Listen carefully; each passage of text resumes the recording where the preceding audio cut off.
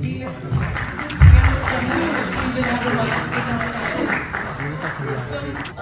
behalf of Vicky and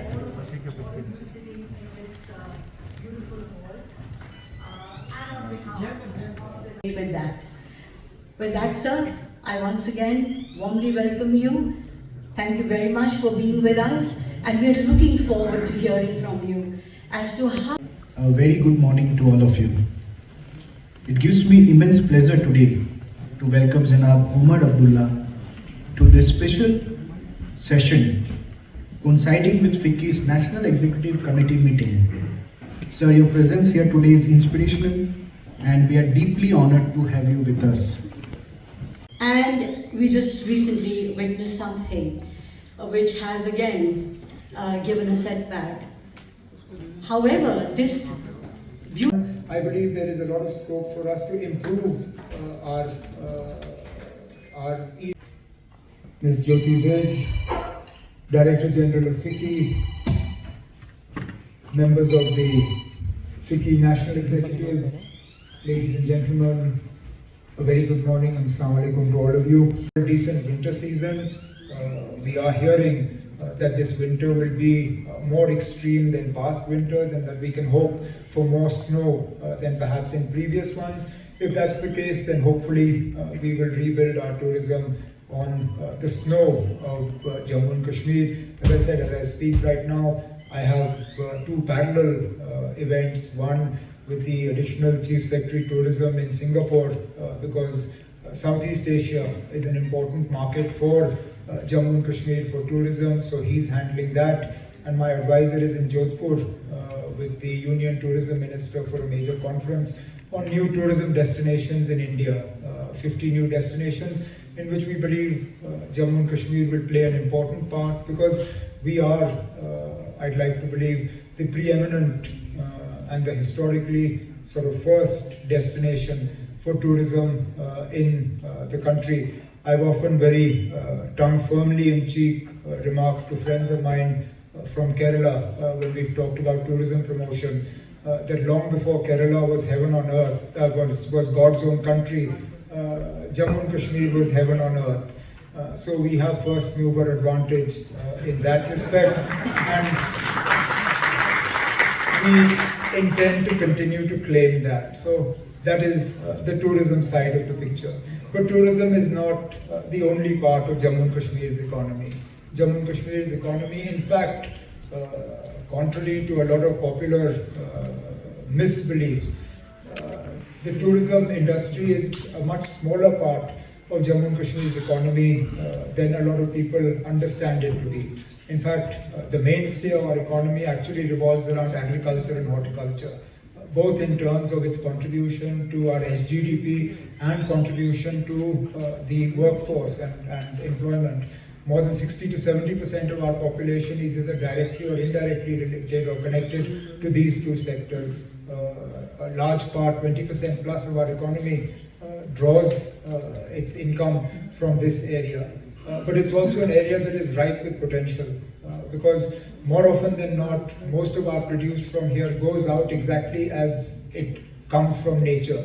There is very little value addition that is done within Jammu and Kashmir. And this, I believe, opens a lot of opportunities for industry in J&K, both Jammu side and Kashmir side. To give you a small example, dairy. It might surprise you to know that only about 4 to 5% of our dairy production is actually then processed here in Jammu and Kashmir. 95% of our dairy produce just goes into the market unprocessed. Now if you compare that to Gujarat, where almost 85 to 90% of dairy produce is then processed in Gujarat, that will give you an idea of the potential that exists in one small part of the agriculture and allied services economy, because there is huge potential. The market is there. See, one of the things I've constantly maintained, sorry, somebody is really not wanting to give up on the phone. One of the things I've always said, and I have no hesitation in repeating that, an industry that requires you to bring in your raw material only to ship out your finished product is an industry that is inherently unviable.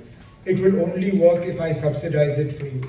And it will only remain so long as the subsidy remains. And no industry can be subsidized indefinitely.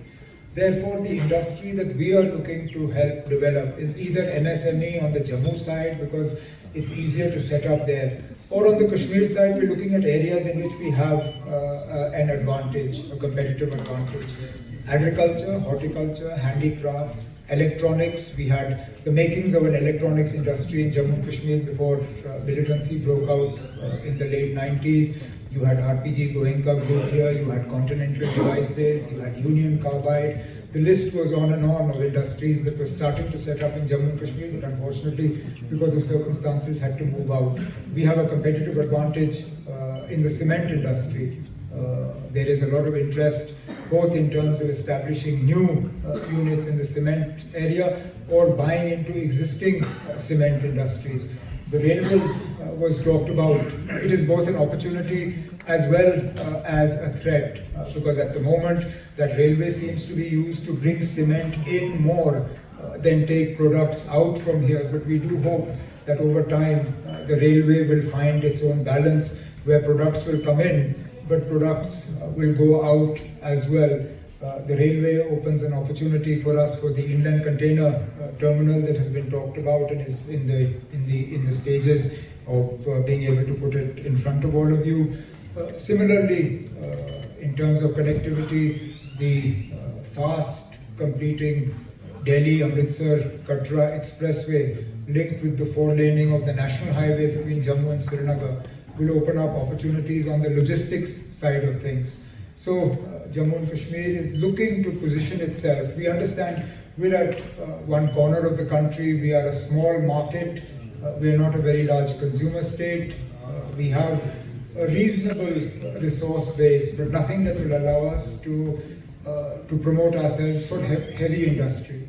So electronics, IT and IT-enabled services, value addition to horticulture and agriculture, improvements to handicrafts, tourism of course is as it is, pharmaceuticals and packaging are two sectors that are showing incredible scope in Jammu and Kashmir.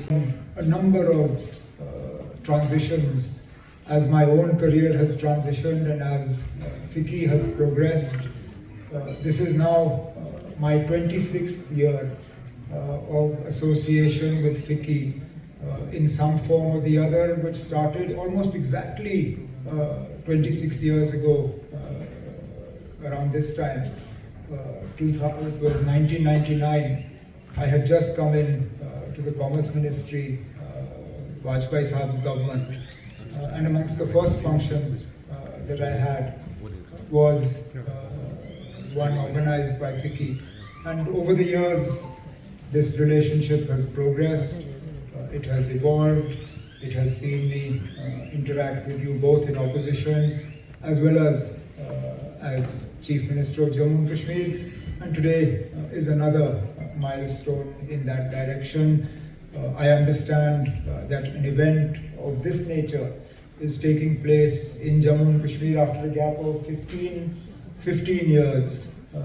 So those 15 years have also been an interesting journey for us. I can't say it's all been positive, but it hasn't all been negative either. As with any journey, it's a mixed bag, and you take from it what you can. Dr. Jyotsna Suri Sahiba very eloquently put forward the challenges of Jammu and Kashmir. And there are a number of people sitting here in front of me as well as on the dais, including Dr. Jyotsna Suri Sahiba, who fully know and have lived the ups and downs of Jammu and Kashmir. When it's good, it's very, very good. When it's bad, it's terrible. And that's how it is, unfortunately, for us.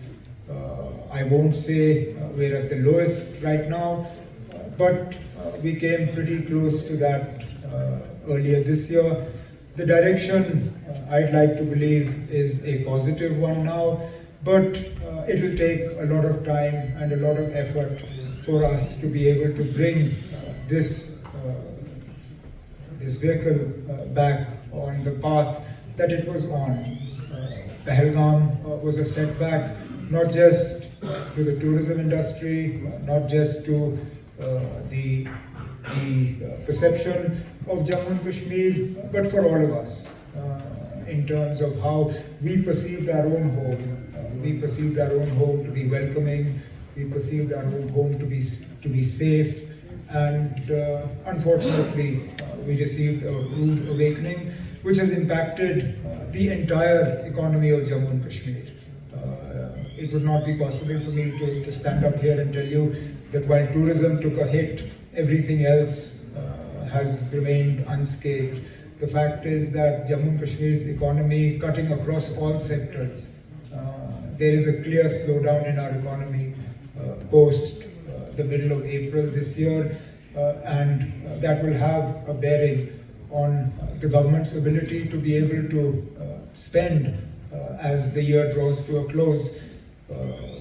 Manufacturing, tourism, handicrafts, handloom, and unfortunately because of the recent heavy rains and floods both in Jammu and in Kashmir, agriculture and horticulture has also not remained unscathed. Our own internal assessment is that coupled with the recent changes in the GST rates, which will obviously impact our GST earnings, we will have a hole in our GST earnings alone of anything in the range of 900 to 1,000 crores this year. And for a state that anyway has a deficit financial position, 1,000 crores is a lot of money to lose in terms of earnings in 1 year. But that said, this is not a situation of doom and gloom. It's not a story of pessimism. It's a story of hope. It's a story of optimism. It's a story of not looking backwards but looking forwards. As I speak, we are working hard with our colleagues and friends in the tourism industry in Jammu and Kashmir to put things back on track. It hasn't been easy.